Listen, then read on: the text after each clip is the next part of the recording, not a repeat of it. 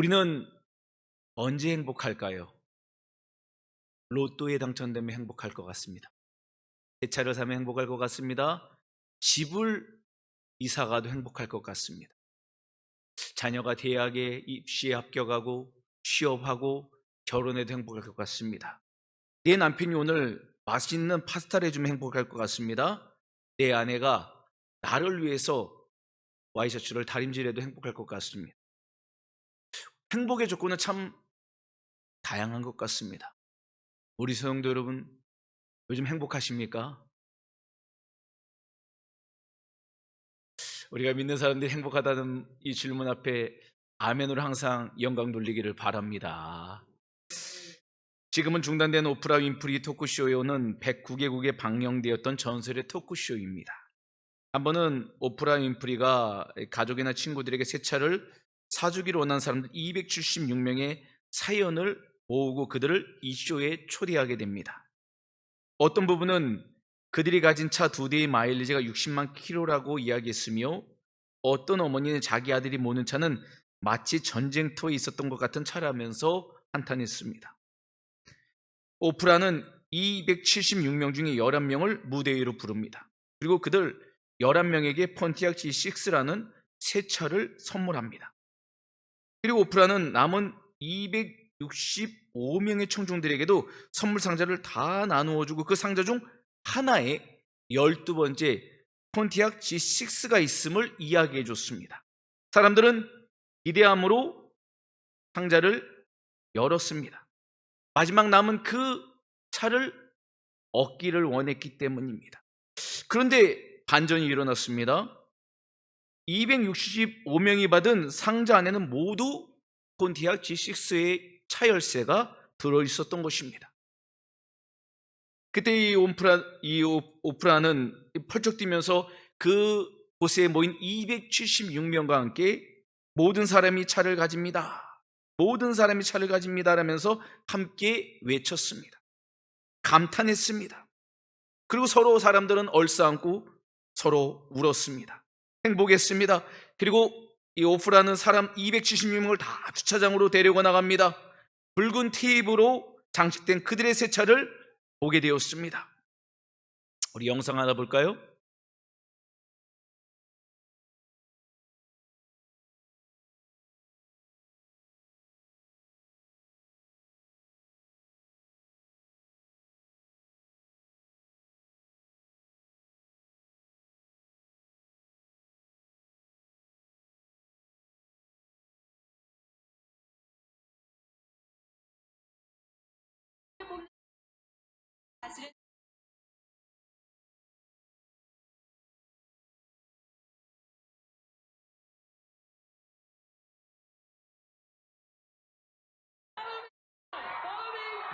단숨에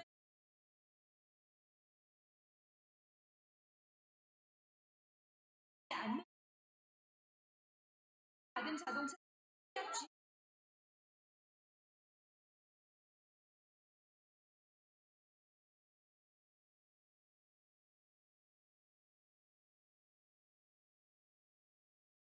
G다. 자동차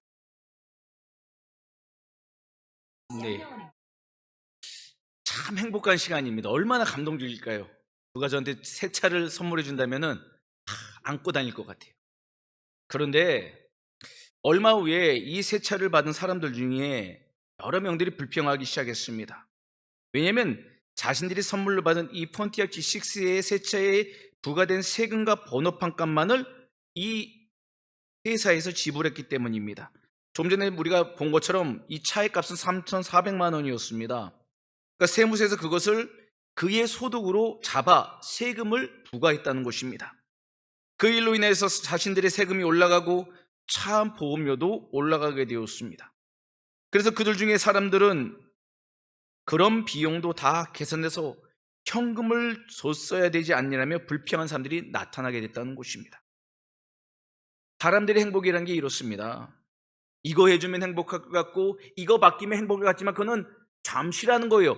행복은 조건이 아니라는 겁니다. 행복은 성적 수준이 아니잖아요. 행복은 조건에서 얻는 선물이 아닌 것입니다.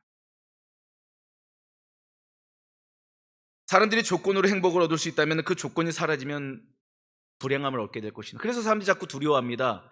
이 행복이 깨질까 봐, 이거 사라질까 봐 두려워합니다. 그럼 어떻게 합니까? 열심히 사는 거예요. 어떻게 해서든 그 조건을 잃어버리지 않으려고 불철주야 노력합니다. 몸부림칩니다. 어떤 사람은 돈이 행복의 기준이라 삼아서 돈을 법니다. 어떤 사람은 지식이 행복의 조건이라 생각 공부에 힘을 냅니다. 어떤 사람은 이 로또와 같은 도박적인 인생에 행복을 거는 사람도 있습니다. 하지만 이런 것들은 우리 행복을 보장해 줄 수 없습니다. 겉보기에는 좋아 보일지 몰라도 실제 속은 빈 항아리처럼 아무것도 가진 게 없는 유한한 것이기 때문입니다. 유한한 것은 절대적인 행복을 줄 수 없습니다. 절대적인 행복은 영원한 가치가 있는 진리에서만 얻을 수 있기 때문입니다. 성경은 그 진리를 향해서 이렇게 말합니다. 예수 그리스도다. 행복의 유일한 길은 예수님을 만날 때만이 얻는 선물이라는 것입니다. 헛된 인생을 쫓던, 행복을 쫓던 사람들, 그래서 참된 기쁨의 근원 대신 예수님을 만나면은 변화되게 되어 있습니다. 제자들이 변화됐습니다. 그들의 행복의 조건이라 생각했던 그물, 배, 물고기 다 버려두고 행복의 근원 대신 예수님을 따라 나섰습니다. 바로 물이 포도주로 변화되는 그런 인생을 바로 제자들이 살게 된 것입니다. 예수님을 만나면은 빈 항아리와 물과 같은 인생이 포도주로 변화되고 향기로운 인생이 되는 잔치집 인생이 되는 것입니다. 오늘 말씀에 보면은 예수님은 갈릴리 가나의 한 혼인잔치에 참석하십니다. 혼인잔치는 인생 최고의 축제 아닙니까? 기쁨의 자리입니다. 특별히 이 혼인잔치를 기쁨의 자리로 빛내주는 것이 있었습니다. 바로 포도주였습니다. 예수님 시대의 포도주는 환대와 우정, 감사와 경애, 축복과 풍요를 상징했습니다. 무엇보다 혼인잔치가 하루에 끝나는 것이 아니라 유대인의 혼인잔치는 한 7일 정도가 진행되었습니다.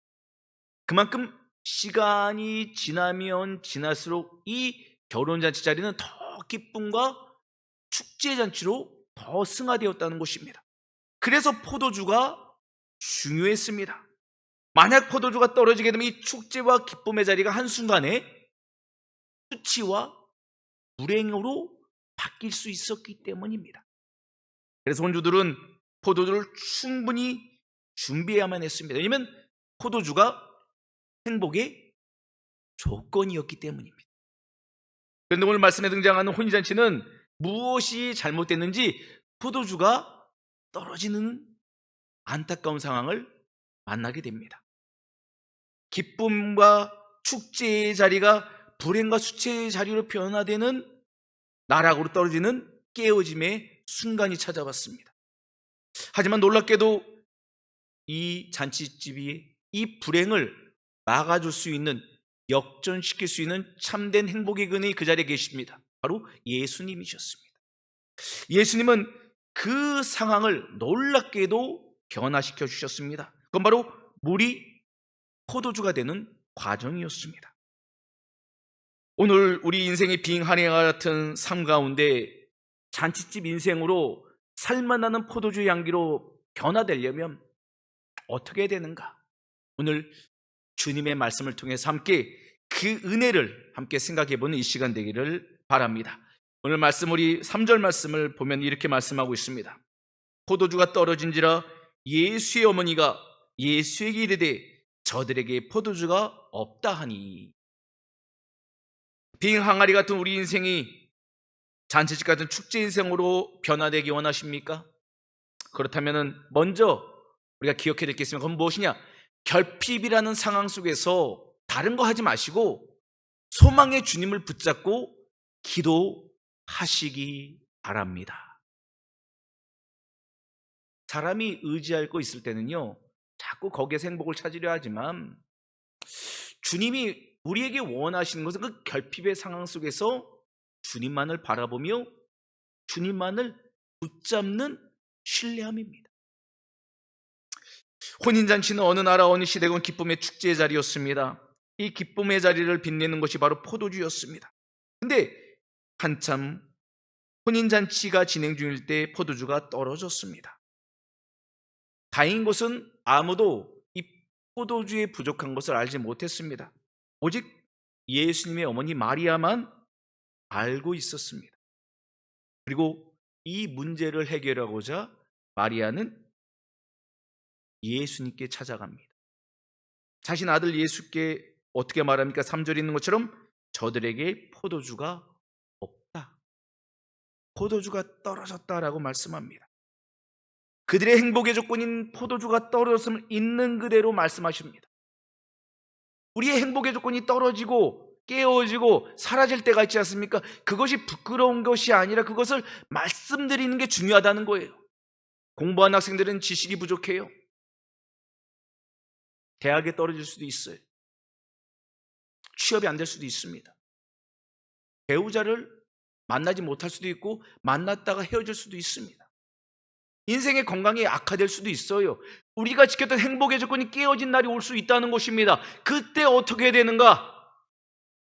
그 결핍의 상황을 부끄러워하고 덮어둘 것이 아니라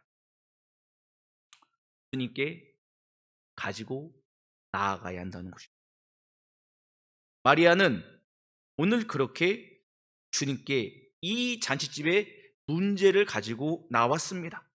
일반적으로 생각해 보면은 포도주가 떨어졌으면은 포도주를 어디서 찾아야 됩니까? 혼주들에게 가서 물어보면 되는 거 아닙니까? 잔치집의 주인에게 물어보면 되는 게 상식입니다. 하지만 마리아는 그렇게 하지 않았습니다. 이것은 우리에게 무엇을 말해 주는가? 모든 인생의 문제의 근원의 해결점은 상황에 있는 게 아니라는 겁니다.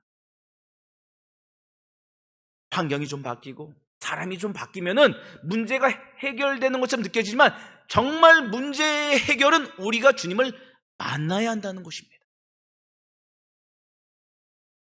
그래서 마리아는 예수님을 찾아가 이 문제를 있는 모습 그대로 다 이야기합니다. 지금 우리들은 힘들고 어려운 문제를 어떻게 해결받고 싶습니까? 누구를 찾아가고 있습니까? 혹시 나 혼자 그냥 끙끙 앓면서 어떻게든 해보려고 힘쓰고 있습니까?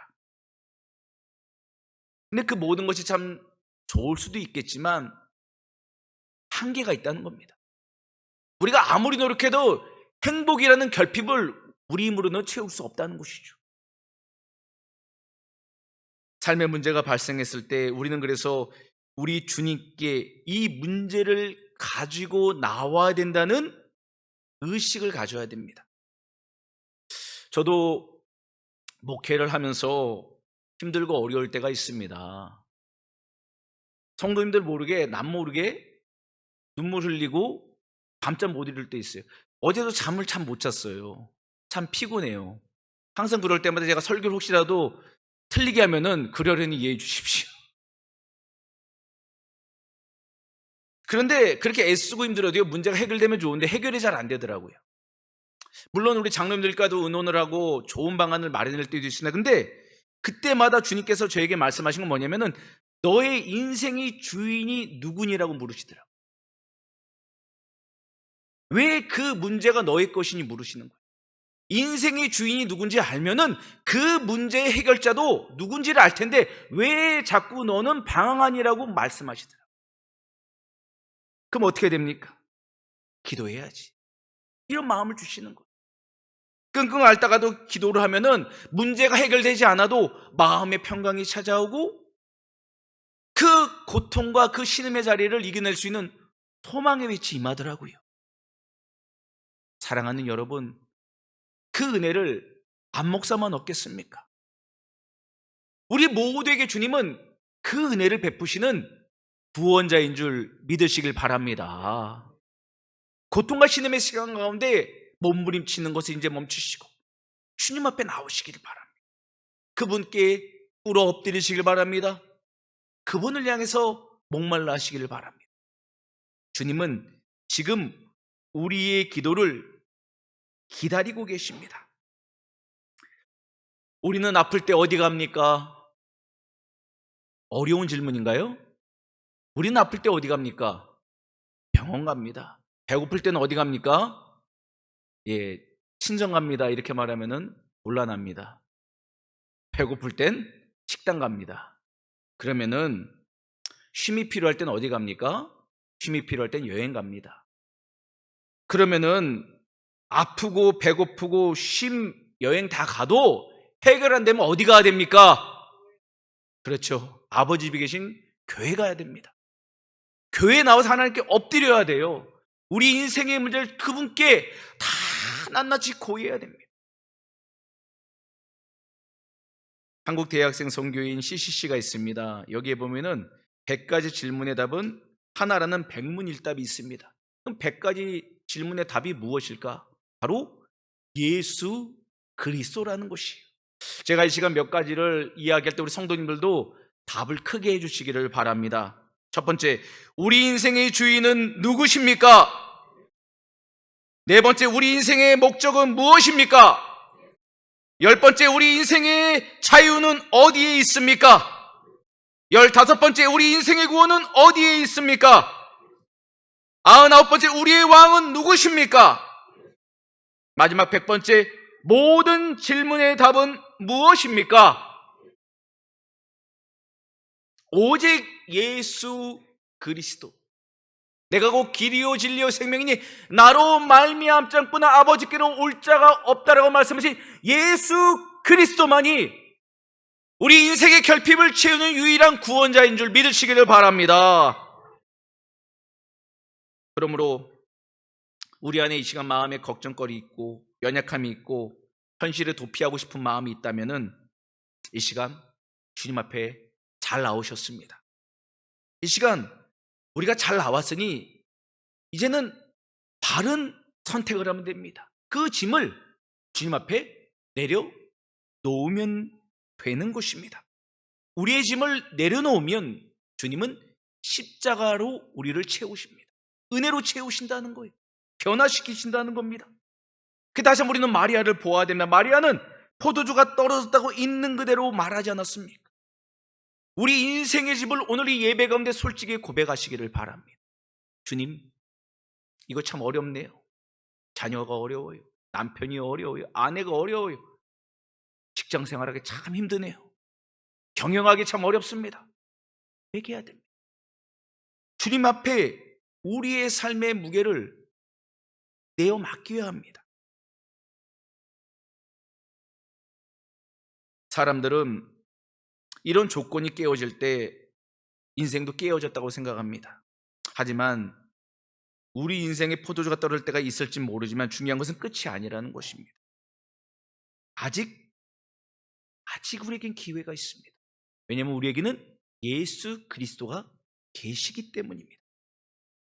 그러므로 우리는 요한복음 16장 24절 말씀을 함께 보기를 바랍니다. 우리 말씀 함께 보겠습니다. 시작. 지금까지는 너희가 내 이름으로 아무것도 구하지 아니하였으나 구하라. 그리하면 받으리니 너희 기쁨이 충만하리라.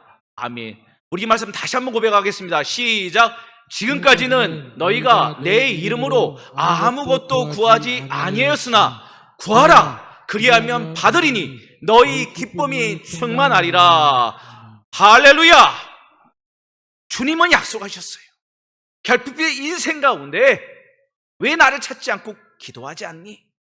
나는 너희의 그 빈 심령을, 너희의 가정과 일터를 새로운 삶의 축제로 바꾸고 싶은데 왜 기도하지 않냐라고 우리에게 말씀하시고, 기도하면은 주님이 일하시겠다는 겁니다. 기도하면은 주님이 우리의 인생을 역전시키겠다는 것입니다. 주님께 기도하는 것이야말로 물이 변하여 포도주가 되는 기적의 시간인 것입니다.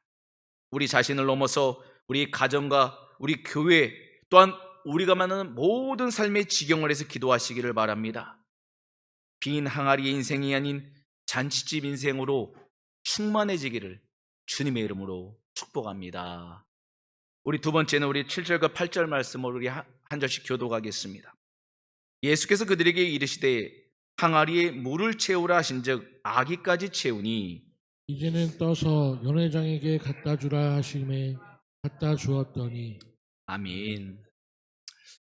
빙하리 같은 우리 인생이 잔치집 같은 축제 인생으로 변화되기 원한다면 우리 두 번째도 우리에게 필요합니다. 무엇인가?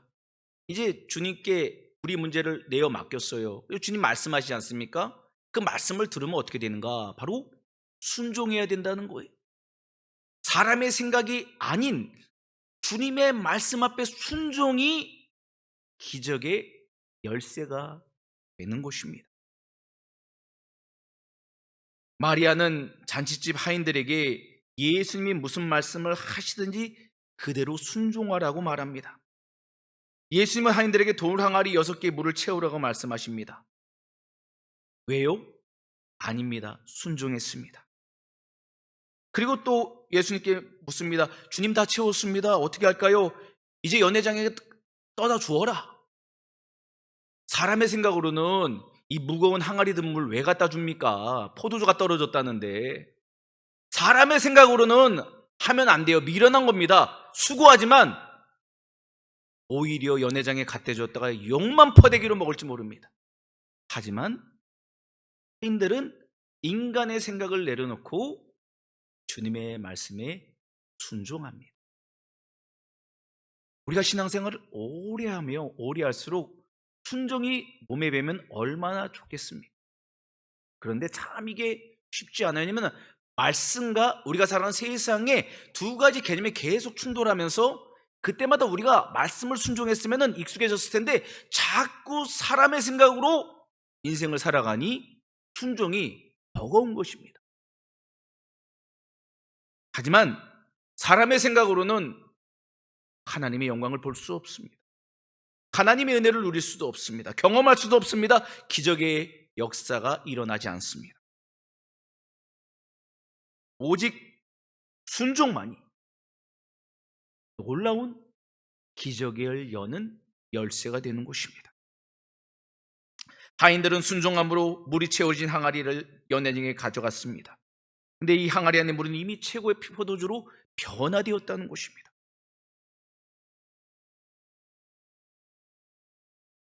구절 말씀에 보면 이렇게 표현합니다. 연회장은 물로 된 포도주를 맛보고도 어디서 난지 알지 못하되 물도온 하인들은 알더라. 군주들도 몰랐습니다. 물이 포도주로 변화된 놀라운 사건을 물도온 하인들만 알았습니다. 그렇습니다. 예수님의 기적과 표적은 그분의 말씀에 순종하는 사람들에게 주어지는 놀라운 선물입니다. 예수님의 말씀에 순종했던 하인들이 누린 기쁨은 포도주를 마신 하객들의 기쁨과는 차원이 다른 기쁨입니다. 신앙생활이 차원이 다른 기쁨을 할 수 있습니다. 어떤 사람은 교회 와서 식사하는 데 기쁘고 성도와의 나눔에 기쁘고 예배드리는 자체의 기쁨을 누릴 수 있어. 근데 그거보다 더 고상한 기쁨을 누릴 수가 있는 분이 있습니다. 바로 말씀대로 한 주간을 살아가는 주님의 백성입니다. 하루의 기쁨이 아니라 7일의 기쁨, 365일 주님과 동행하는 순종의 삶의 기쁨은 그 어떤 신앙의 기쁨보다도 헤아릴 수 없는 가치라는 것입니다. 그 기쁨을 이 하인들이 누렸다는 것입니다. 이 하인들은 하나님의 영광을 보았던 것입니다. 우리 인생에도 포도주가 떨어질 때가 있습니다. 기도를 해도 응답도 없고 열심히 사는데도 소득도 별로고 계속 버겁기만 느껴집니다. 마음이 메마릅니다. 교회에 가도 그냥 잘 모르겠어요. 그냥 하기 싫어요. 시험거리만 많아집니다. 우리 인생이 빈 항아리처럼 아무것도 없다고 느끼는 분들도 이 자리에 앉아 계실 수 있습니다. 또한 항아리에 물이 채워져 있지만 물은 맛이 없지 않습니까? 무미예요. 평범한 일상, 상한 마음, 지치고 힘든 가정, 일터, 문제로 가득 채워진 것 같은 분도 있을 것입니다. 의미가 없는 인생처럼 느껴지는 분도 있을 것입니다. 근데 주님은 그런 우리들에게 말씀하십니다. 이제는 주님의 말씀에 순종하라고. 이유 불문, 상황 불문, 순종하라고 말씀합니다. 내가 너희들의 사정을 다 안다 라고 말해서 우리를 배려하시는 게 아니라 그것보다 더 중요한 것은 순종임을 말씀하고 계시다는 거예요. 요즘 시대에 순종 말하면은 거북스러울지 모릅니다. 거북스럽고 멀리하니 은혜도 멀어지고 기적은 볼 수가 없어지는 것입니다. 정말 우리 삶에 기적이 필요합니까? 성도 여러분, 우리의 삶에 기적이 필요합니까? 은혜가 필요합니까? 주님의 말씀에 우리 모두 순종하기를 바랍니다.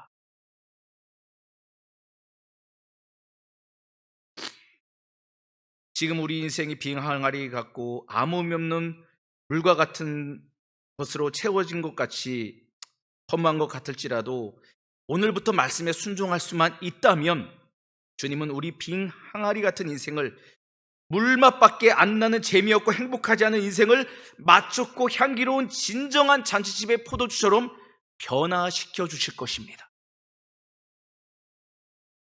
우리의 가정, 직장, 자녀, 건강, 신앙생활마저도 주님이 변화시켜 주실 것입니다.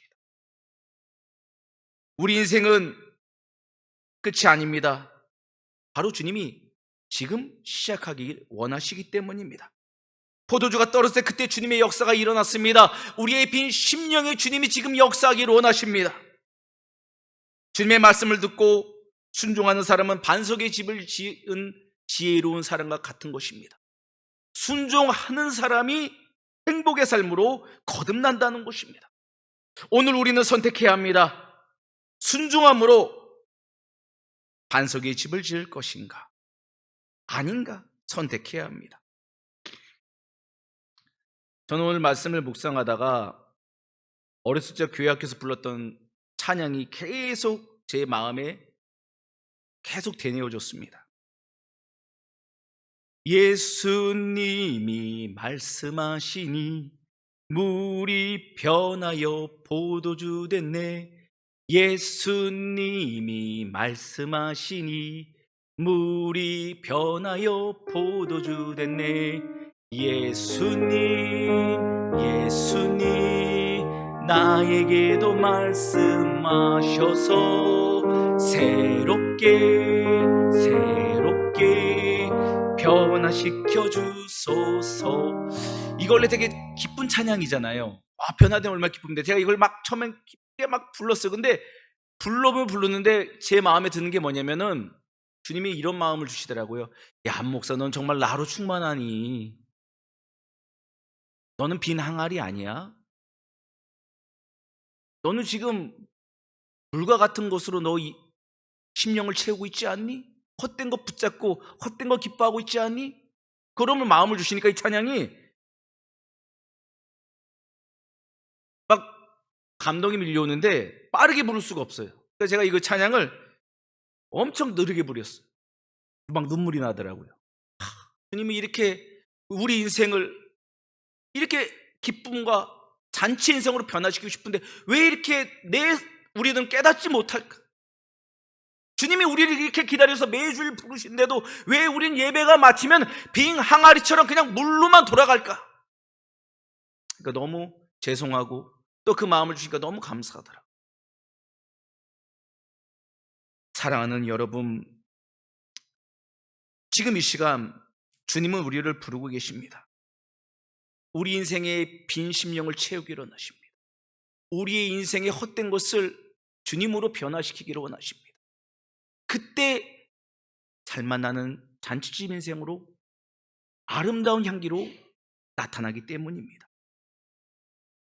말씀을 맺도록 하겠습니다. 사순절이 깊어져 가고 있습니다. 주님은 우리를 기다리고 계십니다. 우리는 그 주님 앞에 나아가야 됩니다.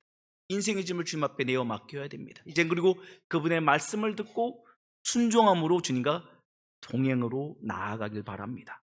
다시 한번 우리 인생을 바꾸시는 분은 오직 예수님뿐임을 믿음으로 가나의 호인잔치의 기쁨이 우리 모든 성대상 가운데 회복되기를 주님의 이름으로 축원합니다.